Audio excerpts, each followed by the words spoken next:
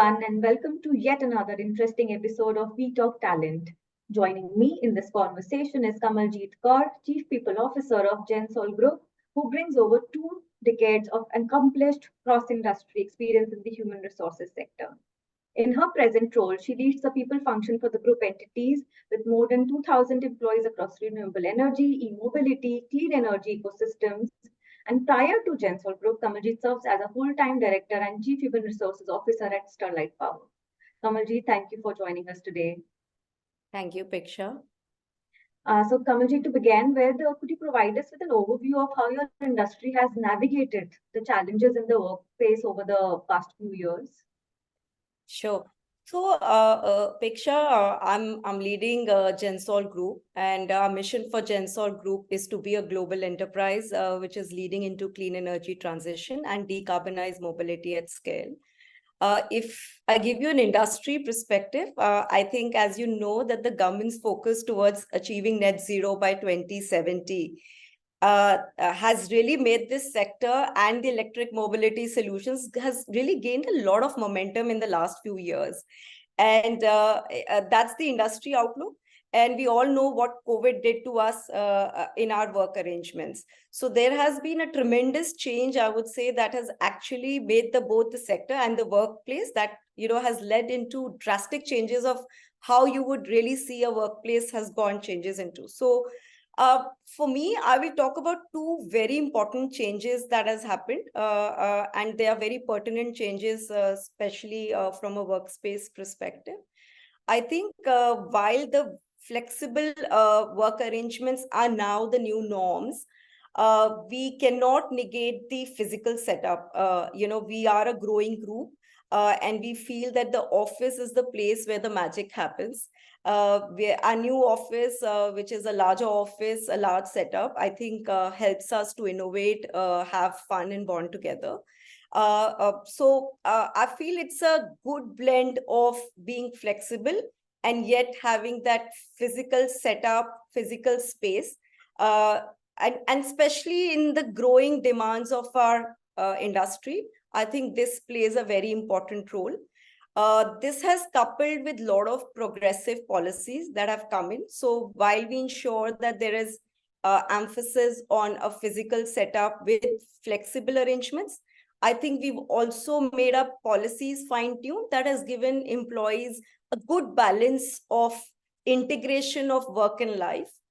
I think that is something that is contributing a lot towards collaboration, faster decision-making, and agility. The second thing that has really come in, and I think there's a lot of emphasis on both the employer and employee, where the employees really feel that the importance of wellness and looking into a healthier options.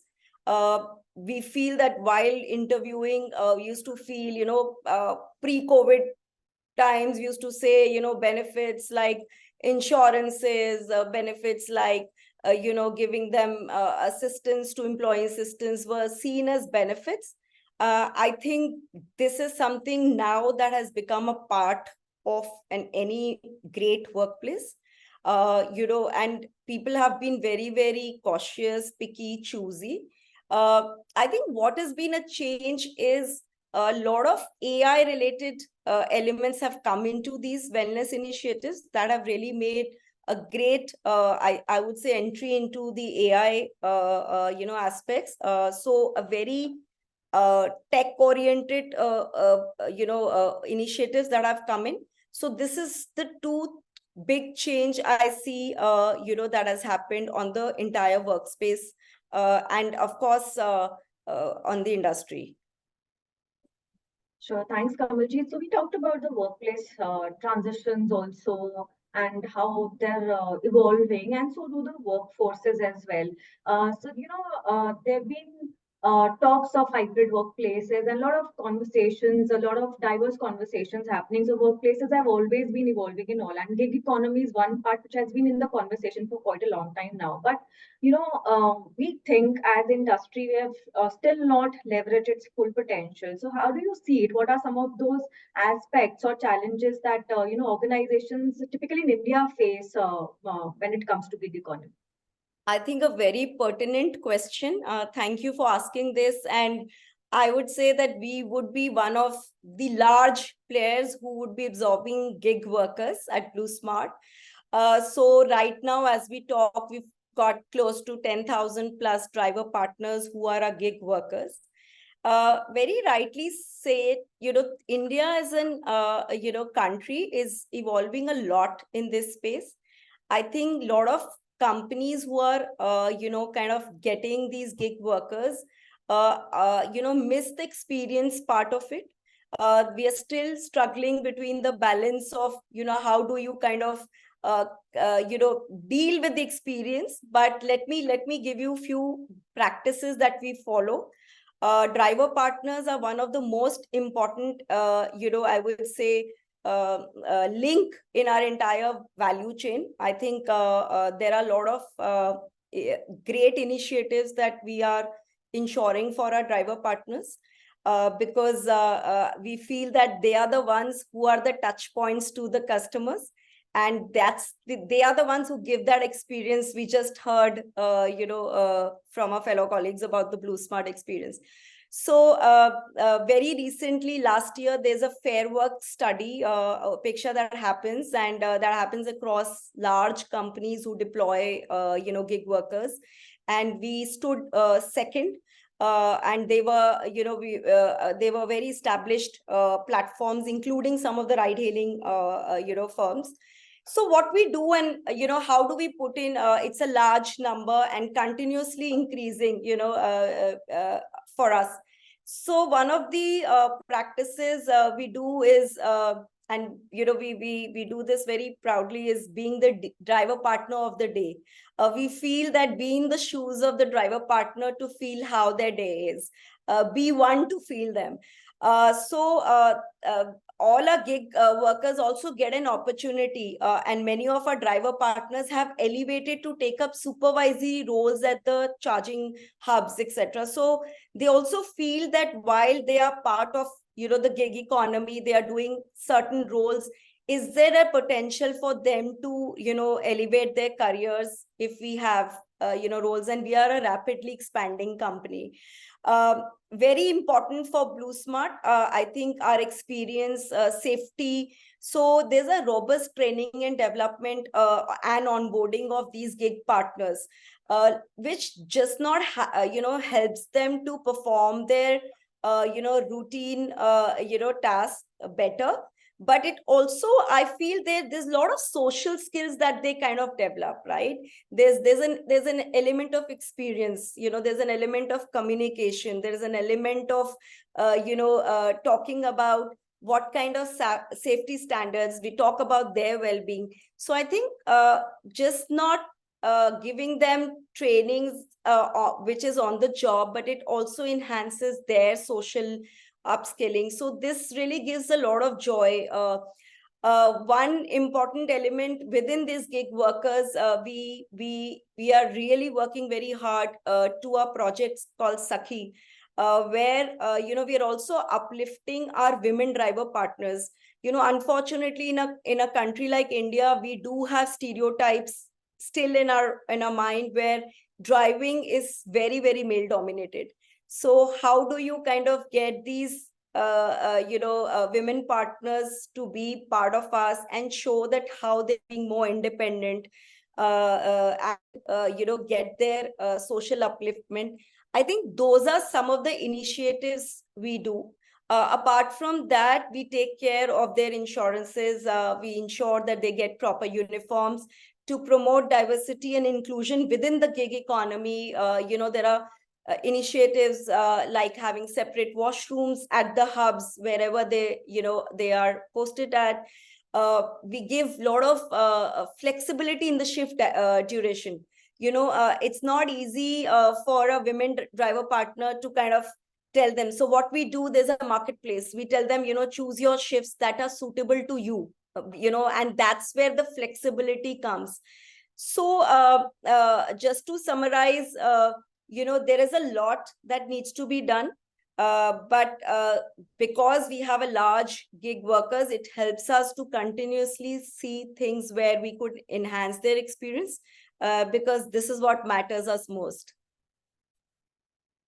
That's fantastic, Kamaljeet. Congratulations on such accomplishments and for doing such great work in the gig space.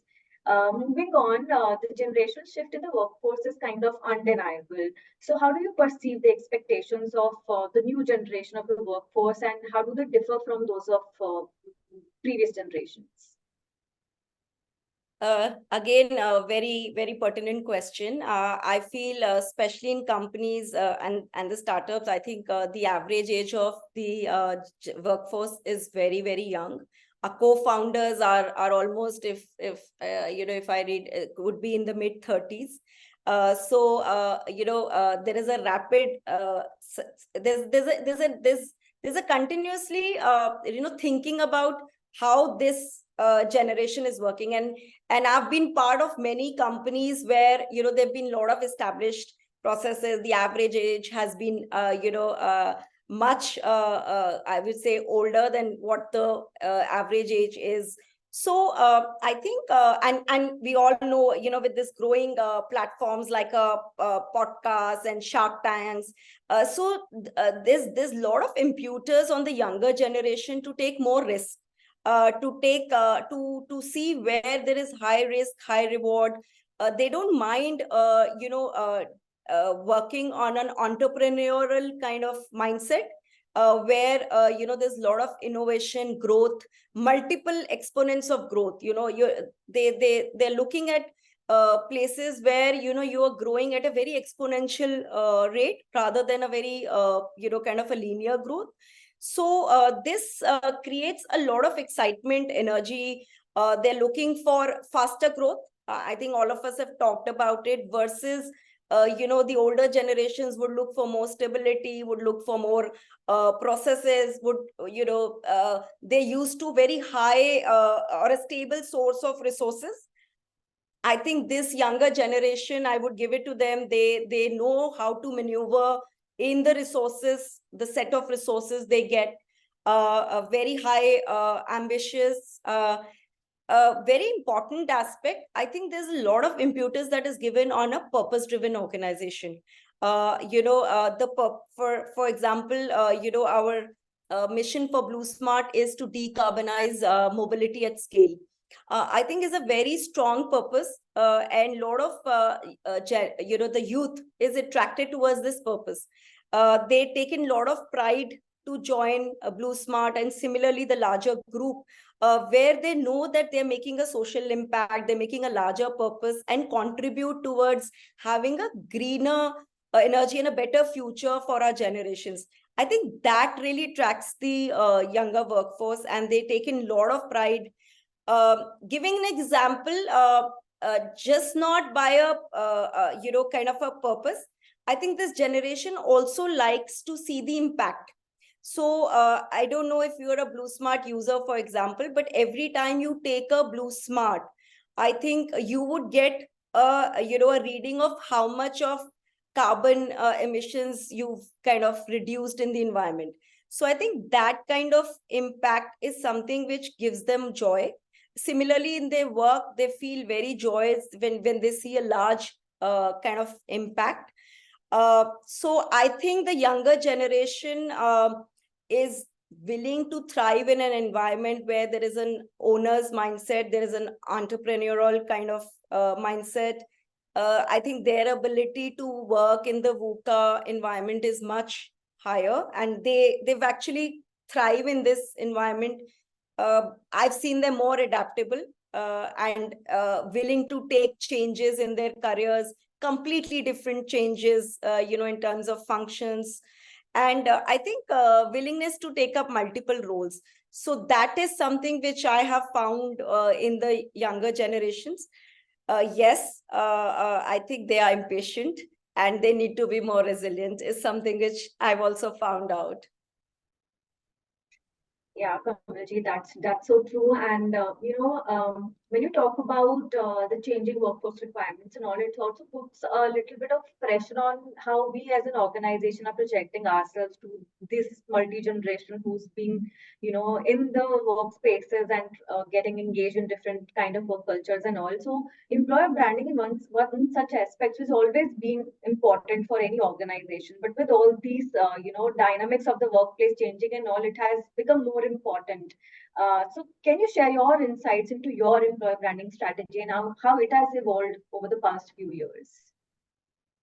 So this is my personal belief first, and then we talk about the organization, that for any sort of employer branding, I think we need to be authentic, be very sharp and focused, and very, very emotionally engaged with our target audience. Every company goes through different phases of their life cycle. And what I have generally noticed, that a lot of companies try to woo, the prospective, employees, and they fall in the trap of, sometimes kind of making things larger than the life, and just making it so corporatized and temporalized that they lose the essence and heart of it.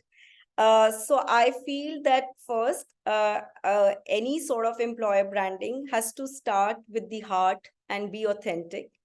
And employer brand should actually stand for what you really, as a company, stand. It should depict your, your organization ethos, your culture, your purpose, and once you're clear about it, I think all your actions are, then diverted towards employer branding. Having said so, I think we talked about purposeful organizations, and I truly feel research says that purposeful organizations definitely do better. So as a part of our employer branding strategy, I think number one, I feel that the leaders are the role models. I think there is a lot of leader engagement right from our co-founders, Anmol, Puneet, and all of us who really want to authentically communicate with our target audience, whether it's our customers, whether it's our potential employees, whether it's our stakeholders. I think that starts from the top. And of course, we do use a lot of social media, LinkedIn campaigns to communicate with our audience, to engage with our audience, to communicate our thoughts, and also receive a lot of customer love. We also receive a lot of customer feedback through social media. So, while we do a lot of great things, I think sometimes customer is the king and the queen. So they have every right. So I think it's, communicating with your target audience, communicating emotionally with the brand, I think is our strategy. All this is a testimony. I think I won't kind of put it here because, but a lot of accolades we've got LinkedIn Startup of the Year award 3 times in a row now. Recently, we got an award on future ready workspaces. Our founders got the Young Turks award. So all this culminates into tangible efforts. Apart from that, as a part of our employer branding, we are targeting campuses now because we're focusing as a talent strategy to build talent. A lot of younger workforce through interns are now being part of it. So, and they do associate with us, whether it's on a consumer brand or for other, businesses that operate in the renewable energy side. So it's easier for a branding to be done because people know on the consumer side, but there's a lot of, I would say impactful work that's been done on the other aspects of the renewable energy side. So that's where we have to kind of, communicate with our audience. Apart from that, I think, we feel that our internal audience is also very important, and they are our greatest brand ambassadors. So, communicating our employer preposition, creating an environment that actually helps them to talk on our behalf. I think those are strategies, word of mouth strategies that really talk and works for us, Apeksha, at this juncture. So Kamaljeet, this point actually brings us to the last question of this interaction. TA has always had, challenges. Are there any unique kind of challenges which your industry or you as an organization face in the talent acquisition space, and what strategies have you employed to overcome them? Yeah.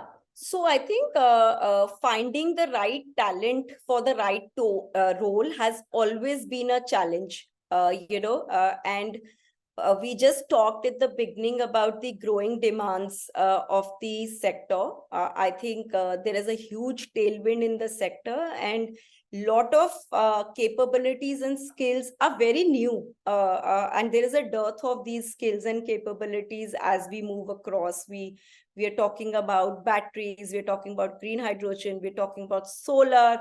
So I think the biggest challenge is finding the right talent for the right role. Even when you do this, I think in a very fast growing environment in a company, for us, I think one of the challenge we often face is about balancing agility and quality. And that's where we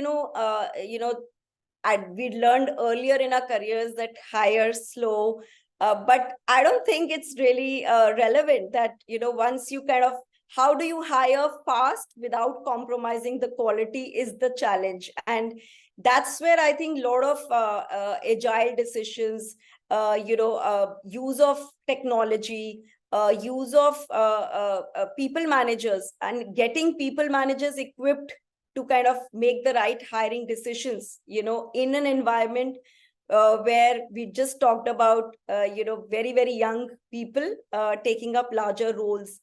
I think these are some pertinent challenges.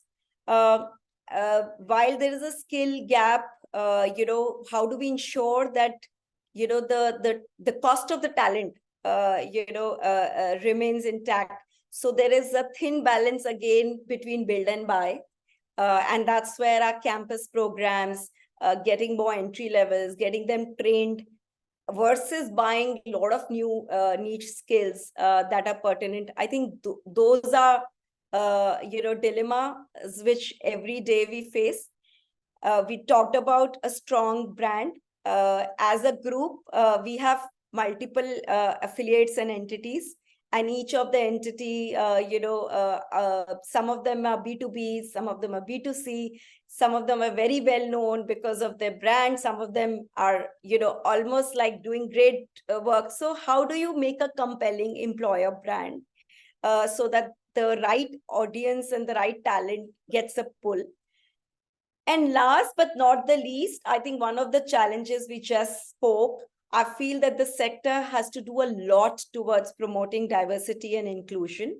We are close to about 16 to 17% of our diversity ratio, and taken a lot of pride that a lot of our leadership, we've been hiring off late. Last few months, we've been hiring almost to the tune of 21-23% on an average on the gender diversity. This sector needs more on gender and other sectoral diversity to meet these challenges. And I think that's where something we would like to kind of work more, both on our employee side and our gig side. So those are pertinent challenges, Apeksha, that any people function and a CHR or a chief people officer would really think about. So yeah. Thank you, Kamaljeet, and this has been actually a very interesting conversation. It was a pleasure having you today in this episode. We got to have so many, interesting insights, and beyond that, thank you for sharing those stories, those inspiring stories, and such great best practices for us, for the larger audience here. So thank you so much for joining us. Thank you so much for having me here. Kamaljeet, as we close, do you have any, closing thoughts or departing thoughts for the audience that you want to leave them with? First, keep using Blue Smart. uh, I would just say that and I would say that the role of the people function has become very, very pertinent. You need to understand the business one and then come up with the people side of solutions. Our sector, the industry is thriving. I think with the kind of imputers, there's a strong tailwind, and I usually say this to the audience that this decade belongs to this sector. So a lot of opportunities, a lot of excitement, and by piece of for the target audience would be that join the sector. Thank you. Thanks again, Kamaljeet. And on that note, to our audience, the conversation around talent management continues to evolve. So keep engaging, exchanging insights, and empowering one another. Stay tuned for more captivating discussions in the We Talk Talent series.